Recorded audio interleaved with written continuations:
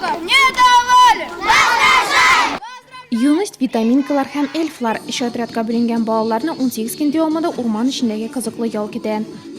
Наша лагерная смена гармония. Безнең лагерь сменасы гармония дип атала. Ул балаларның иҗади мөмкинлекләрен үстерүне күздә тота. Алар өчен күп чаралар планлаштырдык. Фотокросс, иң әйбәт фото зонасына бәйге үткәрдек. Балалар барысында да теләп катнаша, алар бик сәләтле. Биредә алар бер атна инде дуслашырга да, табигать кочагындагы ялга ияләшергә дә өлгергәннәр. Бүген беренче күнекмәләрен күрсәтәләр.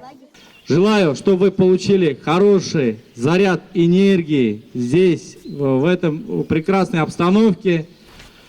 Здесь кругом лес, природа, свежий воздух, хорошая еда, очень много интересных занятий с вами проводят ваши воспитатели, вожатые. Я думаю, вы получите очень много прекрасных удовольствий и, конечно же, захотите уже приехать на следующий год в этот лагерь.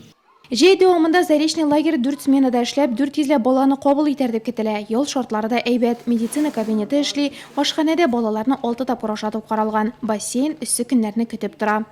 Мин бу лагерьдә беренче тапкыр, монда бик матур, яхшы, без су кыйнабыз, уйныйбыз, монда бик күңелле.